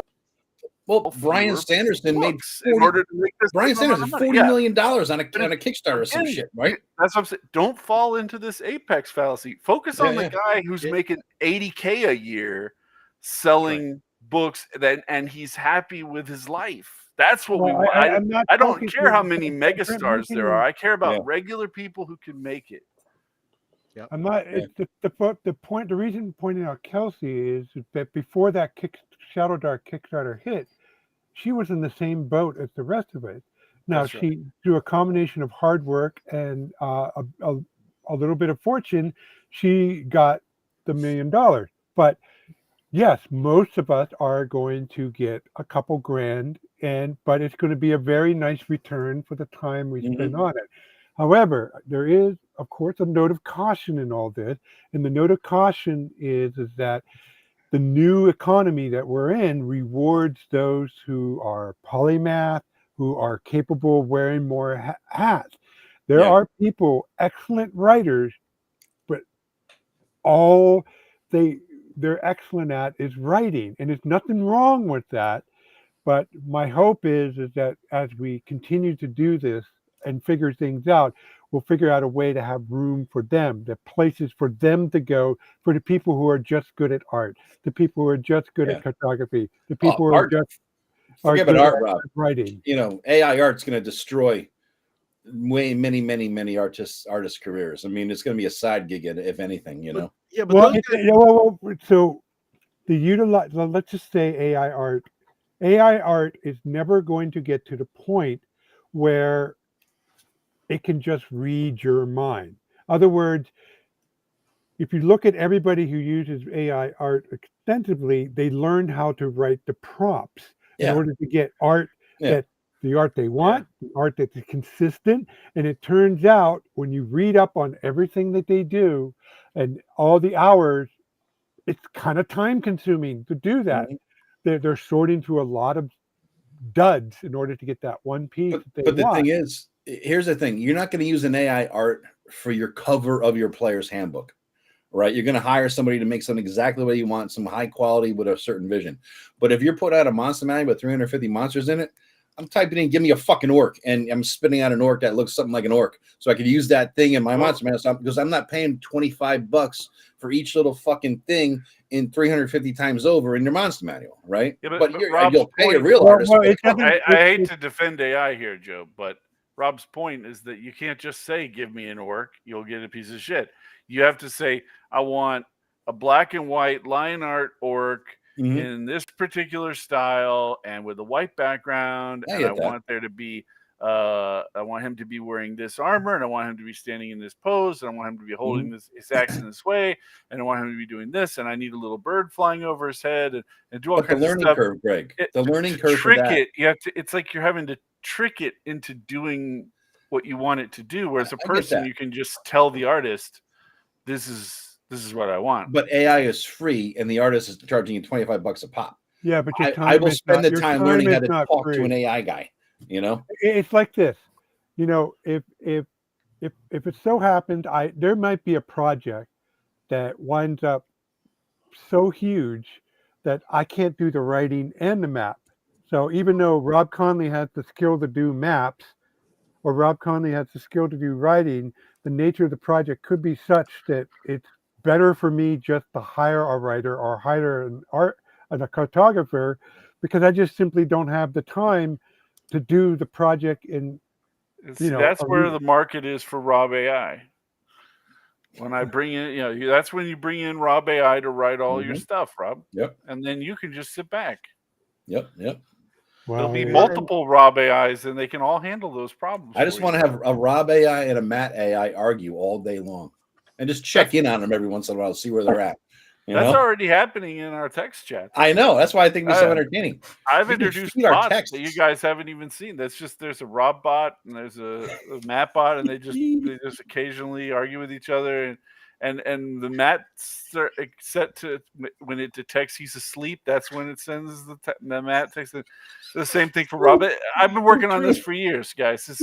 It's already in force. Okay, don't You worry mean you've about been dreaming about it for years? It's all the same. well, I let me know ask- your computer programming skill is shit, Greg. It's true. That's true. let me ask a question. Why can't folks, right? If you're not good at everything, right? You can't do why aren't there more collectives being formed? Why aren't there more? Because people do it like artists in real time, in real life. They have art houses. They have there's a place in Huntsville where it's a whole building dedicated to nothing but art. They can go room to room. They can do whatever they want there. Yeah. So why don't we see more collectives that says, okay, whether they become an LLC or not, or whatever they want to do, but why don't we see more people just teaming up and saying, listen, why are we acting so independently? Why aren't we collectively putting our skills to work in some sort of format that works for us? Honestly, Paul, I've said this before in some of these chats. Our little chat that we're all in there, the D&D group chat, that is the collective. I mean, if you want to think about it, right? Sure. Everybody has a certain skill set. We're all good at some things, but everybody's good at one thing in particular, and with a couple of subsets of skills. That is a collective that can be utilized, I think, by everybody in a way. That could help us all. I mean, it's there. The opportunity is there. Everybody has something. There's also, you have to consider that we're a hobby of misanthropes. I mean, a lot of people that have very, very strong personalities. They have trouble getting along with people. And then in any type of creative endeavor where you have people who are creating really unique ideas, idea-based things, not as much as when it's like visual arts and stuff like that, but idea creation, those people become the people who are successful at those industries are really, really strong personalities that don't get along, because the cooperative agreeable people, they wash out because it's too tough. They give in to everybody else's idea. Yeah, in order to write some kind of really groundbreaking new thing, you got to say no to everybody else, right? And that's hard. So the people who rise to the top of that are Mr. Gunn. They're super. They kind of. I'm on Twitter for all sorts of RPG stuff, and all it is people arguing with no tact. It'll be somebody will post something and they'll say, I think that maybe sometimes we should do X, and then the first response tweet will be like, X is for fucking idiots and you're a retard. I like that. That's just the way that, or somebody will make they'll start out the post going, if you don't do X, you're a fucking retard. Right. I mean, that's how it is. That's how it is. Isn't the adage, you get worse. Right. Isn't there still something too, right? We buy from people that we know, like, and trust. Right. That's right. So one of those things breaks down. When you start off a tweet like that, you're taking the likability factor out. And then there's so many people that complain and whine. Why don't people buy my stuff? Well, number one, nobody likes you. Okay. You're an idiot. And I don't want to give you my money, you jerk. Okay. If you're Wizard of the Coast, nobody trusts you and they don't know you. Yeah. So nobody wants any of that. Well, let me give you a real example here, Paul. There's a guy on Twitter. You may know him, but I barely know him, named Condor DM. Okay. If you really don't say that name out loud, man, because if you really want to go down a rabbit hole. Oh no, you're gonna make me look this up, aren't you? Yeah. And this guy, he told everybody to go F themselves, and then he released a product that's 1,100 pages of basically unedited notepad document on drive-through for like $30, right? So all of these people are just like ripping into it, pulling all stuff. That's what happens if you tell everybody to go F themselves. You're exactly right. It destroys your own product. 100%. And so when you have people, look, kindness goes a long way. Generosity goes a long way. Yeah. If you can, and sadly,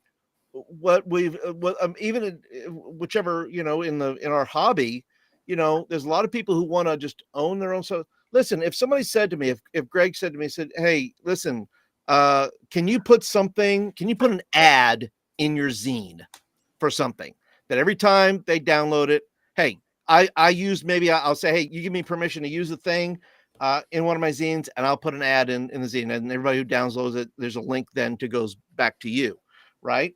So I just don't understand. I guess I don't understand why more people, other than the fact that they just cannot function with other people. They just cannot.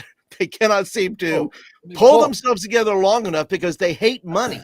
Well, They not hate only it. that, Yeah, Paul, yeah. I think he's more the misanthrope thing is the point for us, for the geek world, because I walked into that third hobby store, the big one, Rob. First of all, the gamer funk stench nearly knocked me on my ass. All Oh, right, I was yeah. like, "What the fuck was this?" Harmony Ginger's been ranting on that this week. Oh my Go on god, it was Twitter. terrible. It was rancid. It was like, who the fuck died and didn't bury the body a month ago? It was that bad. And then I walk in there and I'm looking around. I'm like, now I see why. The fat rolls are everywhere. The dysfunctional body language and ways of speaking and interacting with everybody was rampant throughout the entire place. There had to be well over 120 people in this place. That's big, as Rob can attest to. And most of them playing Magic the Gathering. I mean, it was like the Island of Misfit Well, Toys from the there's fucking your big Rudolph show. problem right there. You know, it was a Magic the Gathering. goddamn disaster of humanity. You know, it was just terrible. It was terrible. And then these people had no social skills, no sense of how to act in the world. It was shit, Yeah. man. I Joe, live in Joe, Atlanta. they were Dragon playing Con. Magic the Gathering. Dra- Think about I'm it. playing D&D. What social skills do you need Yeah. for Magic the But Gathering? Rob, it's the same crowd, man. Yeah, You know, I, it's the I, same li- I crowd. live in I don't know. Atlanta. Every year I could go to Dragon Con. I don't. The reason is that the people who you go see at Dragon Con are the exactly what you said. Like the to me, the stress of dealing with all of those fucking people. Mm-hmm. You know, if there was my mom's a big quilter. If there was a quilting convention, I have no problem going. I'm sure quilting people are nice. There'd be no No stench problem at either. all. I'd go Quilters to- don't I- stink. Yeah, You know? but holy shit, man! I've said to my wife many times, the biggest problem with this hobby is that the people. You know, like a lot of people, it's just really hard to get people you want to get along with. Yeah. You know, you're trying actively to get along with them, and they're so disagreeable that you just can't do it. You can't. Yeah, I could name a dozen names off the top of my head of people that I wish I could have a conversation with, and I Yeah. just can't because they're so vitriolic about things. Even when I'm on their side, I don't want to talk to them about Yeah. what we're on the same side of. Right? That's what- They could be talking about my favorite political candidate, and I would be like, I just can't be your friend. I'm sorry, like I just don't know what to do. Tell you. That's why I wanted to go up to Eric. I heard you talk about I made a stop by up in Massachusetts. I drove 2 hours to hang out for 3 hours to drive 2 hours back, just to be with my tribe, because I knew up there I had my people. I had the older school guys. We were there, and then the people who I was hanging with, not dysfunctional, not weirdos. You know, the back of my head, because I did listen to your video you did with the whatever what was that group, Eric? What's his face on Rumble? Oh, inappropriate characters? Yeah. I saw the inappropriate character one. I heard some of that, and I heard you were on another one talking about the new convention that's coming up in New York State.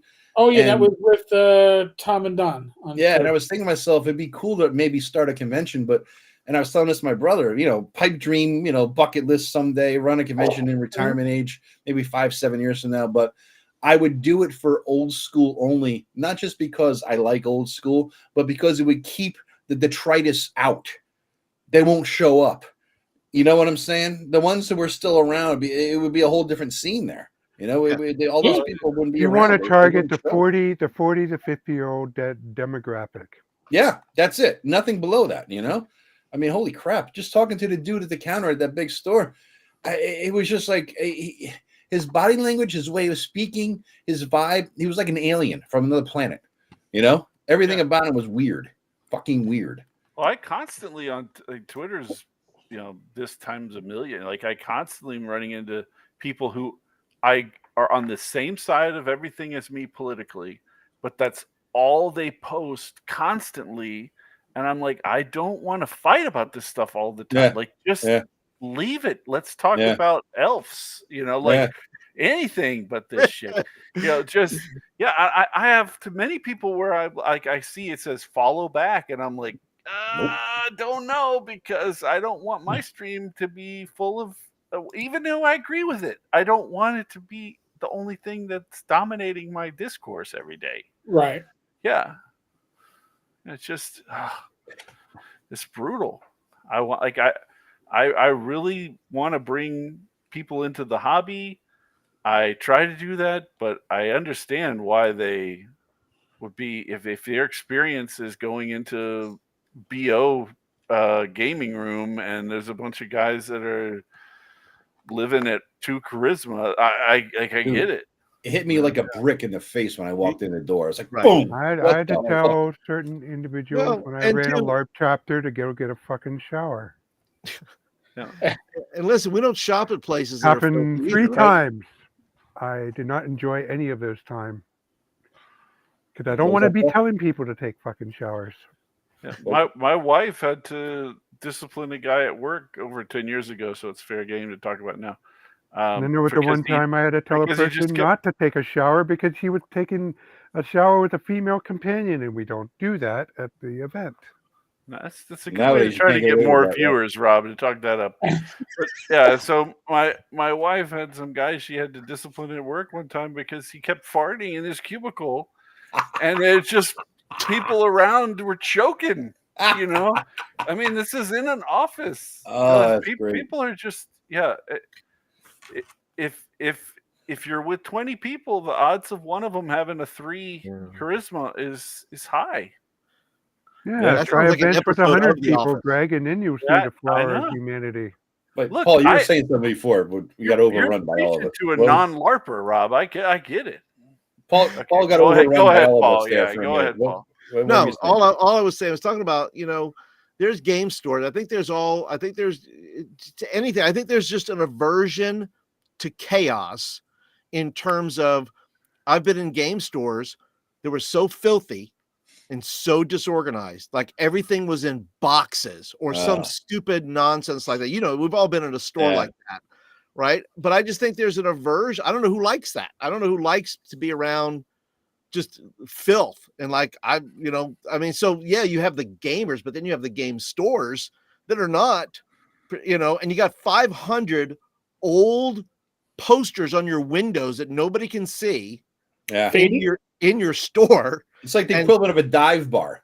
I mean, An yeah, ancient dive you're bar. going in Yeah. blind. You don't know what's in there. It's scary in there. Yep. You have, when you used to introduce people, you could do it en masse, right? You'd say, come to the game store.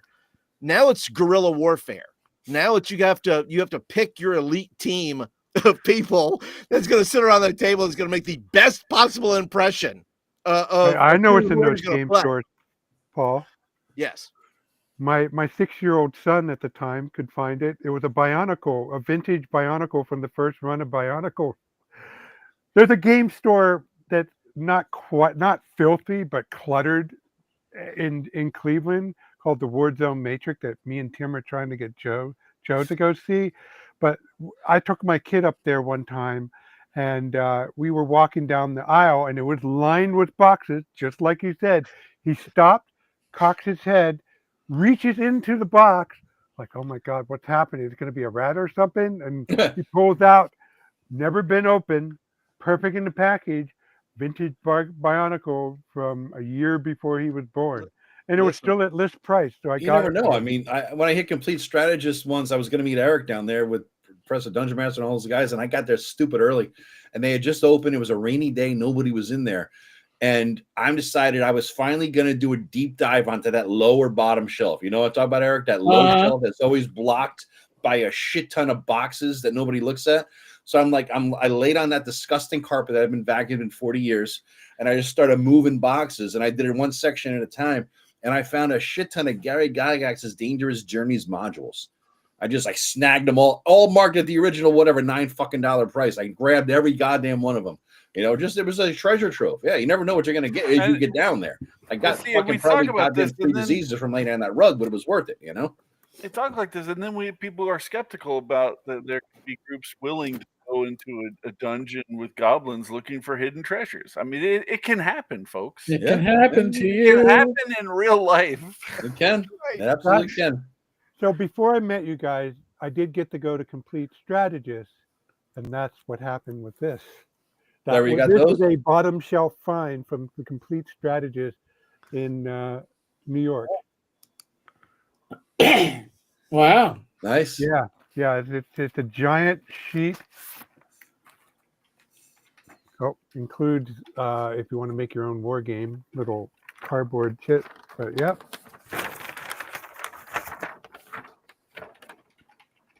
Nice.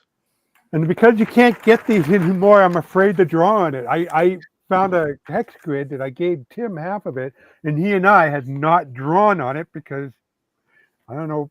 Tim can answer why he hasn't drawn on his, but on me, I'm afraid I had never have anything worthy to draw But on you it. put it in plexiglass or something like that. Yeah, you can buy Slide it these in. things, Rob, and they're magnetic and they hold it really nice and tight, if you want to.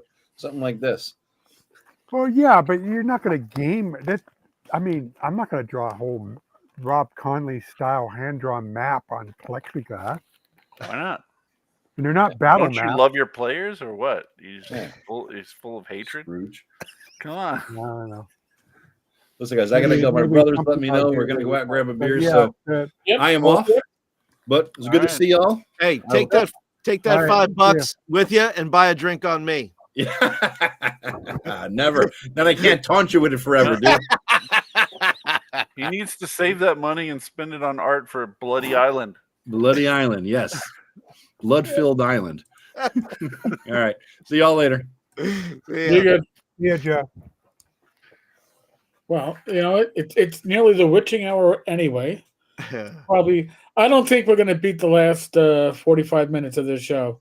Holy crap. And you're right, Fugly. And now I got my super duper Epson printer, and I finally found 13-inch by 19-inch paper. Yeah, so I could print my own.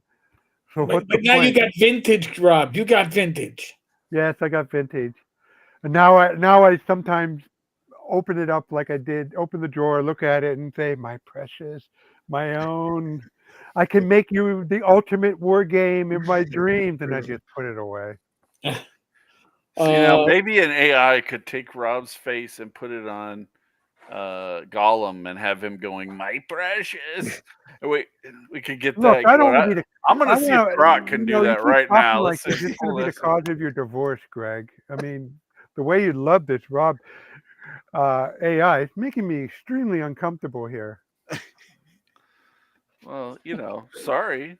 I'm getting Yeah, I listen. gotta I'm, have- I I'm gotta- getting. I'm getting a bit Everybody needs a uncomfortable. hobby, Rob. I would like to play my X card. Yeah. X card. X card. Let's stop right there. Thank you. Let's No, change no that. more. No more. Now you put me in a God. difficult position. If I honor Yeah, the because you X can't card, X card.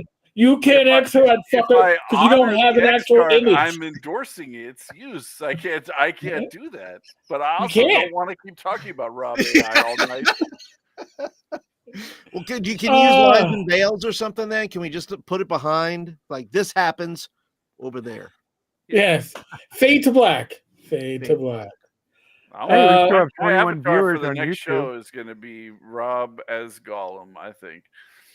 We'll see. Well, make it so, man. Because if you don't make it so, it ain't gonna happen. Listen, I gotta thank Joe for popping in. Totally caught us off guard. Me with my pants down. Maybe literally. I have no idea. I can't tell you. X card. Folks, tomorrow's a live stream with myself, my wife Rach, at Gamers Health. There will be during the week a random daytime live stream with randomish hosts. What can I tell you? We try to get our friends across the pond at a time where I don't have to stay up till like 3 a.m. drinking tea and coffee. So we're trying some afternoons. But we're getting mostly those people like Joe playing hooky from work during their lunchtime. I'm serious. I'm at work on lunch, but I'm listening to you guys make me laugh. We're here to perform. Folks, thank you very much. Really appreciate it. The link on the bottom of the screen is tankars-tavern.game/support. We work on affiliate links. So we don't do paid advertising. We don't have sponsors. We don't beg for money. I could, but I don't. But if you are going to do some shopping at drive-thru, Amazon, or Humble Bundle, you can go to those links below. Other than that, yes, Rory, tea. I'll be having tea tonight. Irish black tea. Go figure. On that note, be safe, be well. God bless. Roll those dice. Roll them well.